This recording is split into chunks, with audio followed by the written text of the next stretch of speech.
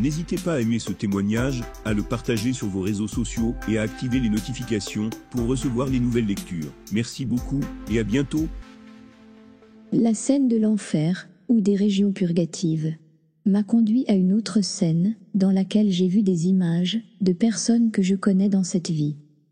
Elles sont toujours incarnées sur le plan physique, mais ma vision les a vues de l'autre côté, dans une scène qui aura lieu dans le futur. À nouveau, tout ce que je vis de l'autre côté est toujours dans le maintenant. Un maintenant continuel, qui inclut à chaque moment le passé et le futur. Il s'agissait de personnes qui avaient également commis des atrocités d'une manière ou d'une autre, y compris des personnes qui m'avaient gravement blessé, ou des personnes que j'aime. Mais la scène que j'ai vue s'est transformée en une scène dans laquelle on leur faisait subir le résultat de ce qu'ils avaient fait. Ce qui très probablement était le résultat karmique de leurs décisions et de leurs actions. Là encore, j'ai ressenti un profond sentiment de tristesse et de compassion pour eux, à l'idée qu'ils aient dû endurer une telle souffrance. Même si j'ai compris qu'elle était devenue de plus en plus inévitable. Je n'ai jamais ressenti de colère ou d'hostilité envers ces personnes. Je souhaitais seulement que ces personnes puissent être guéries, afin qu'elles puissent, elles aussi, faire l'expérience de l'amour. Une autre scène dont je me souviens est celle où je me suis retrouvée dans un monde entièrement fait d'eau. Je l'ai vue dans toute sa splendeur et sa beauté. Puis, avant même de m'en rendre compte, j'étais dans l'eau et je n'avais pas à me soucier de respirer. Je me déplaçais sans effort et me fondais dans tout ce que j'observais de l'extérieur. La même chose s'est produite lorsque je me suis déplacée dans l'espace, que j'ai dansé et évolué avec tous les corps célestes et les lumières. Il y a eu de nombreux moments où j'ai joué et batifolé avec les êtres de lumière qui se déplaçaient autour de moi, comme des comètes et des galaxies. C'était l'occasion d'être complètement libérée de tout souci et de toute anxiété, de me sentir très légère et d'éprouver une grande joie. J'étais capable de me déplacer avec aisance et de m'adapter à n'importe quel environnement. Si je pensais à quelque chose, il apparaissait instantanément. Ou je pense à un endroit, et j'étais là-bas. C'est incroyable d'expérimenter ce genre de pouvoir et de me sentir complètement libre. C'était comme si je pouvais créer tout ce que je voulais et être instantanément où je voulais. Après l'aventure de cette tournée et les moments de jeu, de détente et de création, et bien d'autres encore, les choses sont devenues plus critiques. J'ai alors retrouvé le contact direct en communion avec l'être et les êtres de lumière. On m'a demandé d'aider ou d'assister, d'une manière ou d'une autre, de façonner et de déterminer le résultat de certains événements, situations ou sujets qui affectent les autres. Moi, juste moi, ouh là là là là, j'ai pensé. C'est une énorme responsabilité qu'il me demande d'assumer. Je me suis sentie très honorée et très humble d'avoir été invitée à participer à un tel événement. Mais je me suis demandé, que se passerait-il si je ne faisais pas ma part correctement? Ensuite, j'étais sûre que tout se déroulerait exactement comme il se doit. Le but de tout cela semblait être le fait que nous co-créons avec la lumière. Parce que nous faisons partie de la source lumineuse de la vie. Source lumineuse de la vie. Et en outre, quoi qu'il arrive, la lumière ou la source de vie sera toujours aux commandes et aura toujours le contrôle. Et malgré nos défauts, en tant qu'âme, la lumière sera toujours là pour veiller et superviser les choses. Il est donc bénéfique de comprendre que nous, les âmes, faisons partie du processus même de la création. Car nous faisons partie de la création tout entière. Cette notion même d'être invité à aider, à co-créer avec la lumière, me faisait sentir profondément unique, très spéciale et importante, dans le vaste ensemble des choses. Mais je ne pense pas du tout de manière égocentrique. Je ne pensais en aucun cas d'un point de vue égoïste. Je ressentais toujours un profond sentiment d'humilité et une grande responsabilité pour chacune de mes pensées et de mes actions. Je voulais simplement faire ce qui était juste. J'étais persuadée qu'il était crucial pour moi de faire preuve de beaucoup de créativité et d'amour. et que je ne leur ferai jamais de mal. Et ça, c'est le vrai cadeau. À ce moment-là, j'ai réalisé que j'étais connecté à toute vie dans tout l'univers. Je ne faisais donc qu'une avec le tout. En aucun cas séparé, en aucun cas à part.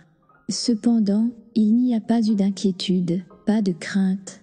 Et encore, il n'y avait que de l'amour. Pour toujours et à jamais. Je ne serai jamais seul. Car la vie est partout, l'amour universel est partout aussi. Et c'est quelque chose que j'ai emporté avec moi, et qui est resté toujours en moi. J'ai beaucoup apprécié cette communion avec la lumière. Tout est communiqué par télépathie avec elle, avec les proches, et avec les autres êtres, et les amis. Tout était toujours ouvert et réel. Et tout était toujours fait avec amour. Il n'y avait pas de faire semblant, ou se donner des airs. Là-bas, on n'a pas besoin de se cacher. Personne n'essayera de vous faire du mal. Personne n'est là pour vous nuire, de quelque façon que ce soit. Parce qu'il n'y a pas de sentiment de manque ou pénurie. Il n'y a aucun besoin de voler, quoi que ce soit aux autres. Là-bas, vous agissez en tant qu'âme et ne sommes plus centrés sur l'ego ou la personnalité. C'est une joie d'avoir tout ce dont vous avez besoin, car vous avez la capacité, l'énergie et le pouvoir pour le créer tout de suite, immédiatement. Soudain, j'ai senti que l'atmosphère changeait. J'avais le sentiment que quelque chose de terrible était sur le point de se produire. On me disait que je devais retourner dans le monde terrestre que j'avais quitté, qu'ils avaient reçu des signes et qu'on avait besoin de moi là-bas pour quelque chose de très spécial et important, et que je devais revenir pour leur dire ce qui m'était arrivé, et pour faire savoir aux autres que la vie est vraiment éternelle et que la mort est une illusion, un mythe. On m'a dit qu'il fallait que je fasse l'expérience d'un grand amour et d'une grande joie dans cette vie pour pouvoir finalement retourner dans ma maison éternelle. J'ai alors été convaincu que moi-même et tout ce monde spirituel était réel et que je pouvais désormais faire confiance à tout ce que j'avais appris dans ce glorieux royaume.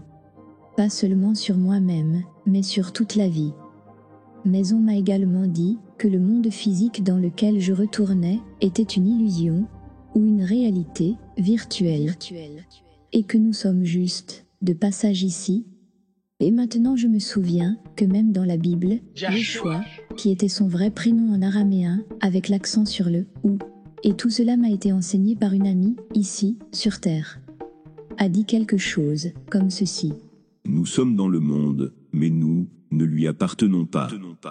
Et je m'excuse auprès des érudits si la phrase n'est pas exacte.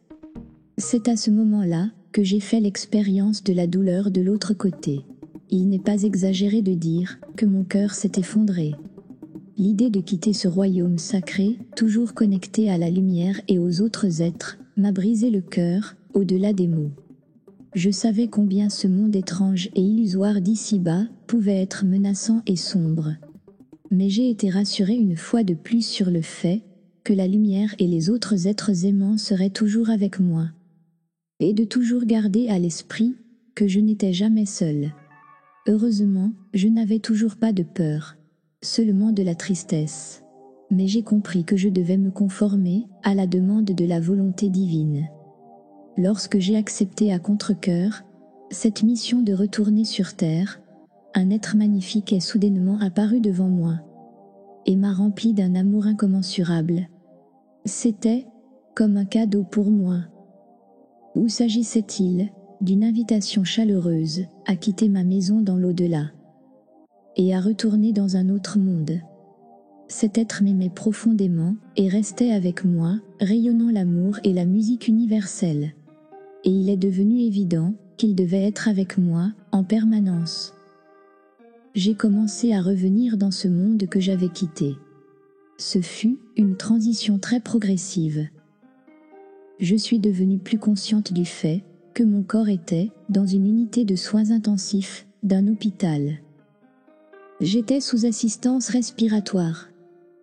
Mais je sentais que mon corps était encore loin de moi et de la perspective que j'avais de l'autre côté. Lorsque j'ai finalement repris conscience ici sur Terre, c'était comme si j'étais à nouveau un nouveau-né. Tout est devenu si nouveau et étrange.